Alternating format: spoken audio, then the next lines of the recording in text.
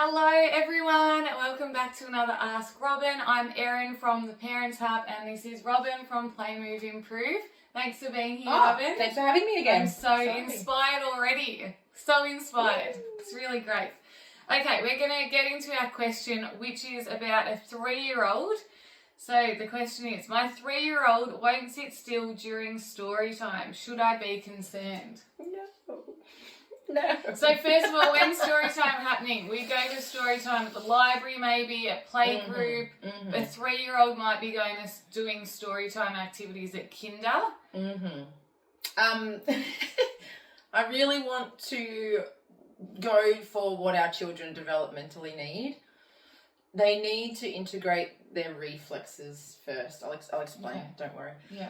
A baby, if I put a baby down on the ground, and this is a 6-week-old baby, the baby moves constantly. Yeah. You never see a baby settled unless they're asleep. Yeah. Because they have these reflexes in their brain and in their body that teach them all the skills that baby needs to learn. You actually don't need a fancy walker, fancy mobile. You don't need any of that. Yeah. A baby has these reflexes that naturally make their body move in ways that I put a baby on their back.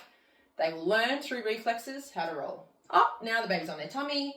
They have tummy time and their reflexes in their neck that teach them how to crawl and then teach them how to stand, then teach them how to walk. We think that we have to do things for babies to get them to move. We actually don't. That they are way smarter than our resources are. But what we tend to do is, if you have a son like mine, my son's 13 now, but when he used to go on the ground as a baby, he used to get agitated because it's hard work. You know, me going to the gym's hard work. Yeah. It's all hard work. So he would cry. And of course, I'd pick him up until I went, oh, hang on. What if I joined him on the ground? What if I kept him on the ground a little bit longer because now I'm playing peekaboo on the ground or I'm singing to him on the ground? So he has freedom to learn these reflexes. Also, if we're in this rushed lifestyle, picking them up, carrying them around to swimming and soccer, and the child's not free to build up these reflexes. So what happens when they're 3 is they go to story time, which is amazing. I love library story time. But they've been either carried around a lot because they're that grizzly baby. They've either been not left on the floor because I work a lot with different cultures, refugee communities, where it's not safe to be in war-torn country on the ground, so we pick them up. And then they're really agitated at 3-year-old circle time because their body can't sit up, so it's floppy. Our body can't sit cross-legged because we haven't had enough time learning how to roll and crawl. So all these baby skills can sometimes be why your child's so agitated when they're 3. The really good news is we just do these reflex movements. I'll send you the checklist. So below in the comments, we'll have a checklist for the reflex activities. We can catch it up. And even for my son, he needed more support in that. Sometimes it's if a child's from C-section birth, a traumatic birth, prematurity. Yeah. There's reasons why sometimes these reflexes hang on, even if you have done all this exercise and work on the ground. Yeah. But at 3, do they have their reflexes all integrated and working smoothly? That's where I start all the time with a child who's struggling to sit. I also really want to be mindful of how long are we requiring a 3-year-old to sit.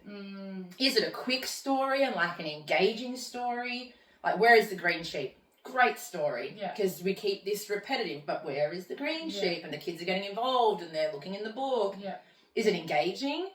Or am I expecting a 3-year-old to sit in quite a long, heavy, 9-year-old appropriate story?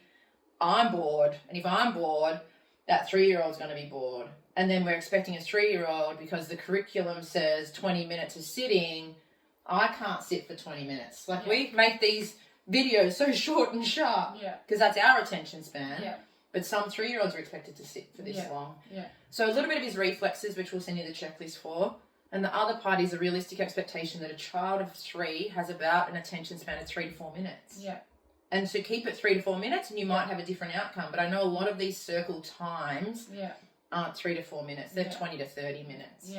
And I've got to say, you know, as a parent in this phase of life, unfortunately, a lot of those instances are the older generations expecting the little ones to do that. You know, at the hub, we're really mindful of, we'll do a quick story maybe, and then we'll all be up on our feet doing an activity, because in 2025, as we mention a lot in Ask Robyn, kids' attention spans are a lot shorter, and the expectation can't be as great for them. Yeah. And even like our attention span is shorter. Yeah. I used to run 3-hour workshops. Yeah. I'm now an hour and a half, and adults Yeah. are losing focus. Yeah.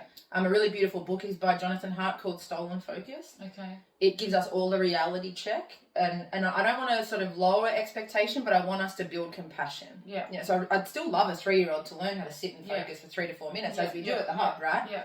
But it's also remembering, this is why they're not disruptive, they're not agitated, it's all these words that we sometimes we use. don't need a label. Yeah, we don't need that negative part of it. They're not disruptive, they're annoyed in their own body. Imagine sitting, I even often we go to church for my children's school, and I'm sitting like this, I just want to sit like this in church because I need that sensory input, but in church I have to, that takes effort, and I'm nearly 40, but we're expecting nearly 4-year-olds to all sit cross-legged and hands in lap, and it doesn't meet the research, as you said. So if you are a 3-year-old mum, just keep trying to give these little pockets of 3 to 4 minute intervals, but also I encourage every 3-year-old to check these reflex movements. It comes with a video where I explain reflexes more.